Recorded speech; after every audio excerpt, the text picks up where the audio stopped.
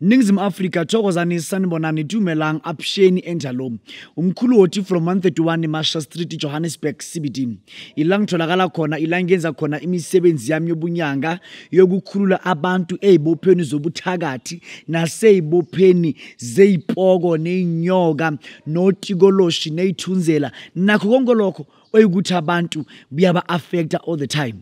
Njengomelaphi ndabuko ngomuntu ke othunyiwe ukuthi ngisize abantu abangenamlomo ukuthi impilo zabo zikwazi ukuthi ziye phambili ngibalwele ngalamandla enganikezwa omakhulu khokho nokhokho bami emadlozini. Njengoba ungibona kwinamhlanje ngilana ngaphambi kwakho ngisize abantu abaningi nabaningi engiyenze ngikwazi ukuthi ngicount ngisho nenamba yabo ngoba ngibe nabantu ukuthi ngibabonile within a week abadlula 250 ngibe nabantu within a month engibabonile abadlula 1.5 ngibe nabantu within 2 days abadlula maybe 100. Isimo leso ngihlangabezana naso njengoba ngisiza abantu and abantu abeza kumina ngezimo ezahlukahlukene kube kuyikuthi ke kuyashiyana ekutheni umuntu umsiza ngani. Abanye abantu basiza ngalokho, abanye abantu basize ngalokho, abanye abantu basize ngalokho, abanye abantu basize ngalokho. Kube nabanye abathi hayi mina ngawangisiza kwasebenza for iminyaka ethize kwathula hey iqola. Omunye athi hayi mina wangisiza kwanje kwajika kwathi in hey mina wangisiza. Ingale ndlela abantu bangayo manje you will get ukuthi umelaphi ndabuko uma abantu bekhulume kuhle ngaye uyajabula kodwa makukhulunywe okubi ngaye uba nenkinga. Abantu kumele behlale bekhuluma ngawe uma umelaphi ndabuko. Ngumuntu oyikuthi ke ngirana inkonzo imvuselelo African Traditional Church ngiyinyanga ezwisisa imisebenzi yobunyanga kahle ukuthi ebunyangeni uthanda ungathandi you will never have the power or amandla angako to heal abantu bonke ezweni. Abantu bonke abasezweni kunabantu ozobahila ishaye into ishaye kuzwakala. Kube nalabo abanqane just few individuals kuyale kodwa ezumelaphi ndabuko it's something of which kumele uyilwise kuze impilo yomuntu ikwazi ukuthi iye ekuphumeleleni ngoba umuntu uza kuwena ngethemba lokuthi uzomenzela umsebenzi. Namhlanje itopic yami imithetho yobunyanga nemithetho yezangoma. Uma uyinyanga you are not just a normal somebody. Ngisho kanjani na inyanga zamanje izangoma zamanje ziyahamba ziyothwasa kodwa uma umuntu ehambile ayothwasa loyo muntu loyo kibatla unkutlo ngwaneso loyo muntu loyo amayibuya akakwazi ukuprofit akakwazi ukubona izimo zikamoya azizi kuyena izambulo zikamoya azifinyeleli kuyena izambulo zikamoya azizibonakalisi kuyena. And leyo nto leyo ibangwa yini na? Leyo nto ibangwa yile ndlela izangoma ziphila ngayo namhlanje. Mkhulu kanti uthini? Izangoma ziphila kanjani? Kibatla unkutlo. Izangoma zanamhlanje azizili. Izangoma zanamhlanje zihamba iminqwabo. Iviki neviki. Izangoma zanamhlanje zithita idumbu estradini.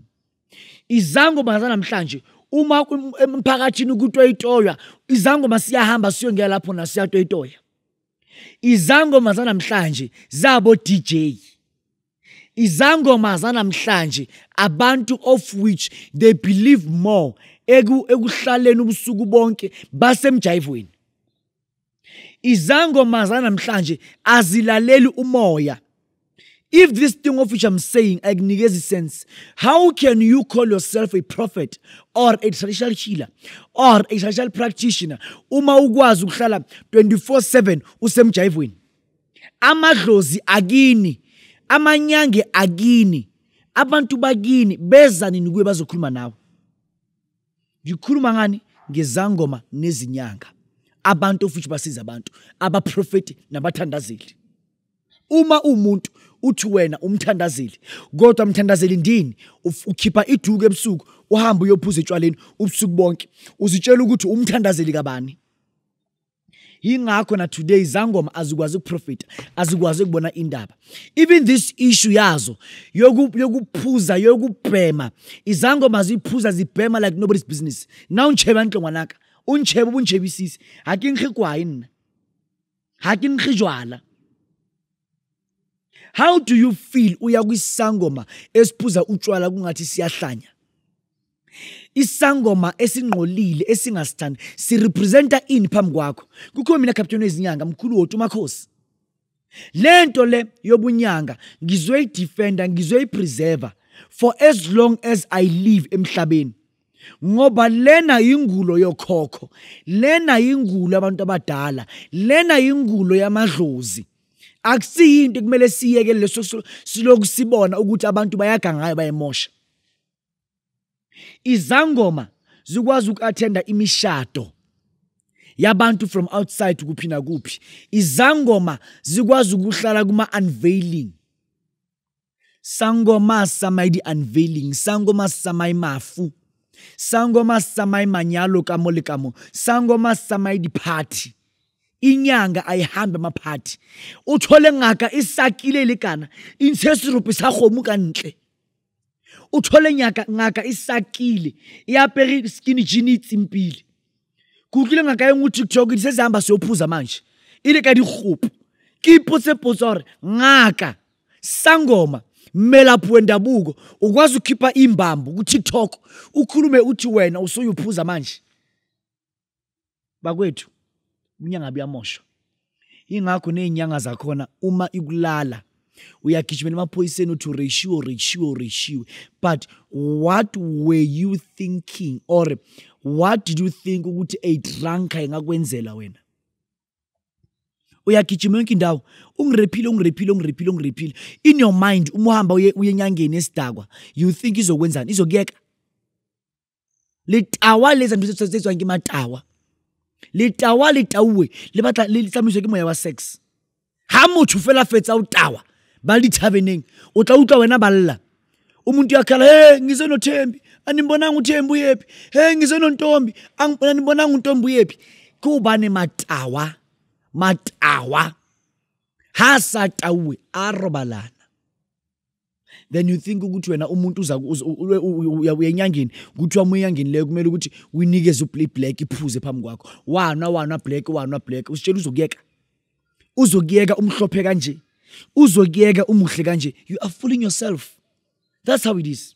Kibatla mmamela ngwaneso, kunabantu othi umuhambile uye emnqwabeni kunabathakathi lapho.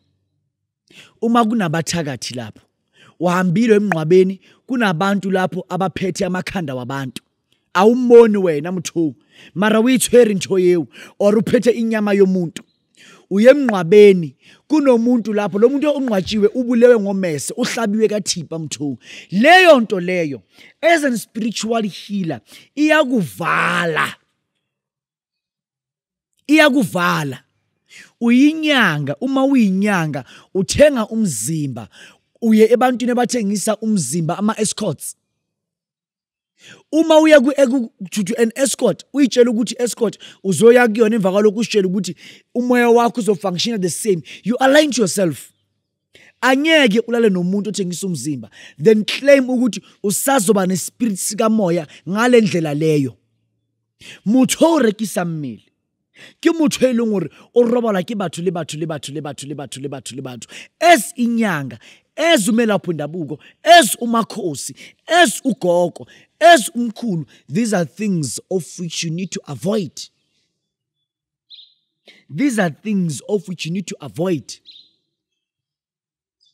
Uyinyanga, kodwa uma uyinyanga uziphethe kungathi wena uyislay queen.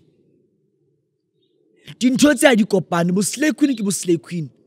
Impilo bo slay queen dana mawubona ukuthi ubunyanga buyakuhlula. Ungayenzi ubunyanga because of isizwe sakho silambile. Phila ubunyanga iba inyanga from inside.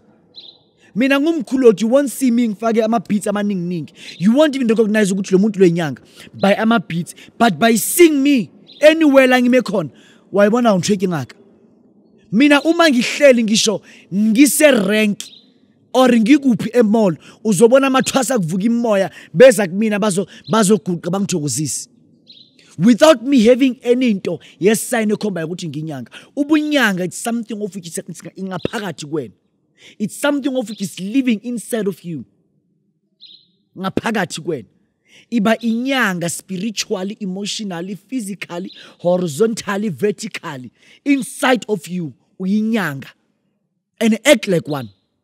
Sangoma yegela ukuhamba iminqwabo.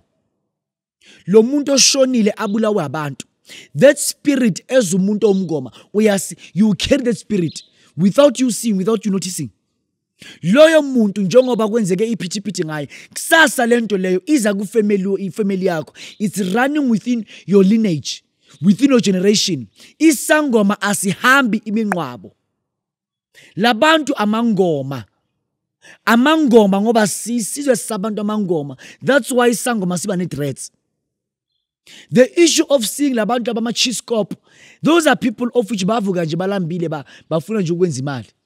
Thina sine threats ngoba umndawo wasemanzini, ikhokholosi lo khokho bethu line threats njengami nje ngibala ngithi. Into engayibona ngamehlo angiyizwa kuthiwa. Into engayibona ngamehlo. Akinataba nokuthi you believe me or not. Isangoma esingena threats akusase isangoma sesiphumile ebungomeni. Sesiphumile ebungomeni. Uhlala kuma restaurant la kugqela abantu ukuthe khona. Abantu ongabazi ukuthi obani nani.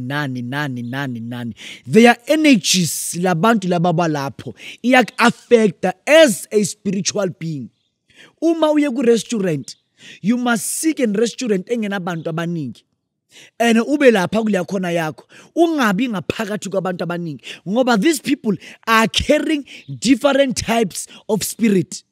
Some of them are demonic, some of them are bad spirit, some of them are witchcraft spirit, some of them are wizard spirit, many kind of different spirits of which I can merely count. Umungoma, uma umuntu umungoma awuhlangana nabantu abanjalo. But uma uyinyanga lezavuka zilambile zayenza ubunyanga, you can go anywhere you want. There's no problem. Kodwa ngikhuluma ngomuntu ngomakhosi. Umuntu esuye ekuthwaseni. Mutho otse bantawula ke bua le ngaka chicha. E rutile ntawula tse tharo ke badimo. Ha o kopane le batho. O kopane le batho ka o ba thusa. Mina ngiyamangala. Uthola isangoma sisaka singaka. Phakathi kwabantu ba 100. Ngavele nje kuvuka edlo siphathi kwabo. That's how it is. It's Mkuloti from 131 Marshall Street, Johannesburg, CBD. Ntakababa, skalebala, kadi 3, the 3rd of February, or is it the 4th? It will be on a Saturday. Kitabeke surekereke yasiphiri.